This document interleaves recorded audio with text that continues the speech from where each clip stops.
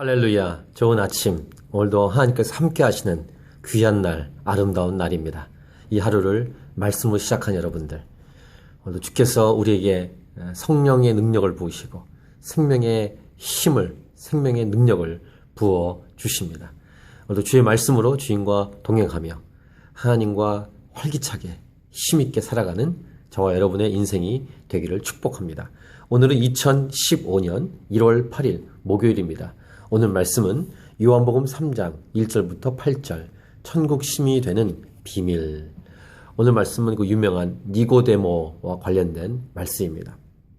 니고데모는 바리새인 중에 한 사람이고 유대인의 지도자였습니다. 그가 예수님의 이런 하시는 일들을 보고 궁금했겠죠. 질문도 많았을 것입니다. 그래서 밤에 찾아옵니다. 그가 밤에 예수께서 와서 이르되, 그리고 묻습니다. 랍비여, 우리가 당신은 하나님께로부터 오신 선생인 줄 아나이다. 하나님이 함께 하시지 아니하시면 당신이 행하시는 이 표적을 아무도 할 수 없음이니이다. 일단 표적, 사인, 기적, 이것을 보고 온 것이죠. 그리고 질문하러 왔습니다. 그의 관심은 일단 하나님이 함께 하시기 때문에 예수님이 저렇게 표적을 행할 수 있었겠다 하면서 뭔가 얻으러, 뭔가 들으러, 뭔가 확인하러 왔겠죠? 근데 예수님의 관심은 좀 달랐습니다.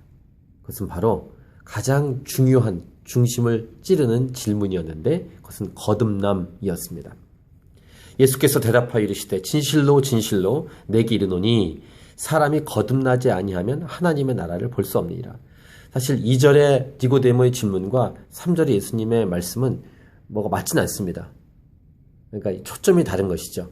예수님은 가장 중요한 것을 짚어서 얘기하시는 것입니다.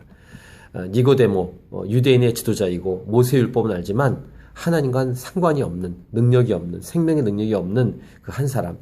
그러나 그 중심은 순수했고 예수님을 거부하지 않았기 때문에 오지 않았겠습니까? 그러나 가장 중요한 것을 아직 모르고 깨닫지 못하고 경험하지 못한 니고데모에게 가르쳐주고 싶었던 것, 꼭 경험시켜주고 싶었던 것, 가장 핵심을 말씀해주고 그가 경험하기 원했던 것이 바로 거듭남이었습니다. 바로 구원받는 것이죠. 진짜 구원받는 것입니다. 여러분은 거듭나셨습니까? 즉 다시 태어나셨습니까? 새로운 생명을 얻으셨습니까?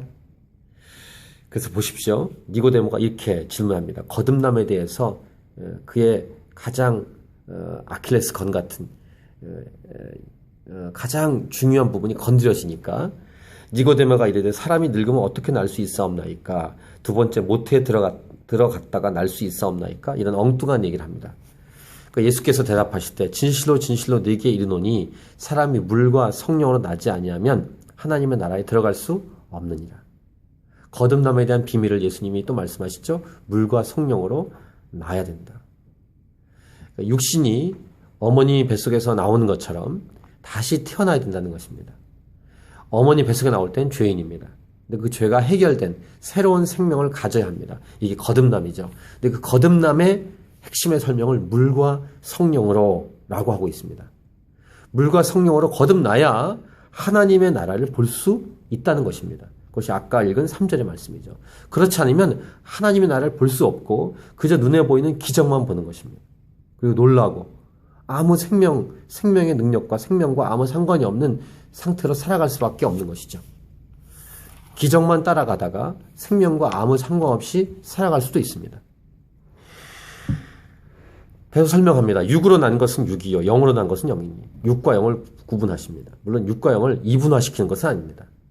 하지만 영으로 태어나야 된다. 육으로 난 것은 육신, 어머니를 통해서 나온 것이고 영으로 다시 생명이 탄생돼야 된다. 그러니까 계속 공통점이 성령, 그 다음에 영, 이런 것을 알 수 있고요.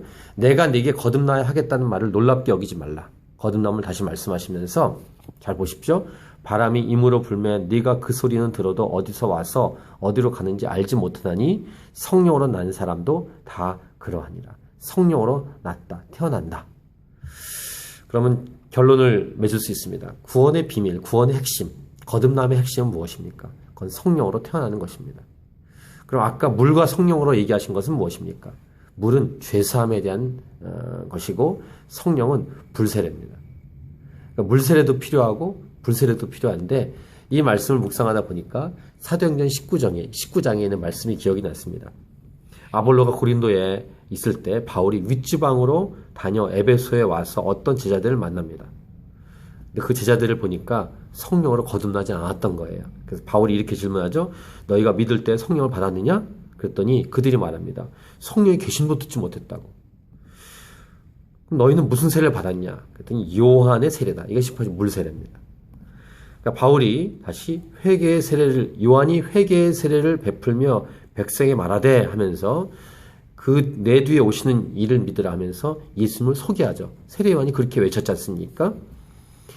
그리고 그 얘기를 설명을 듣고 바울이 설명하고 주 예수의 이름으로 세례를 받으니 이렇게 기록합니다. 성령을 받는 것입니다. 거듭나셨습니까?